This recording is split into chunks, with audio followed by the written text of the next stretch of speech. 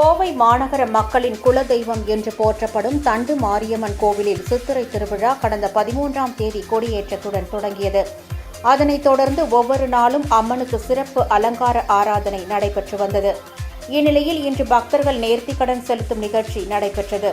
இதில் நூற்றுக்கணக்கான பக்தர்கள் கலந்து கொண்டு தீச்சட்டி ஏந்தியும் அலகு குத்தியும் பால்குடம் மற்றும் கரகம் எடுத்தும் நேர்த்திக்கடன் செலுத்தினர்.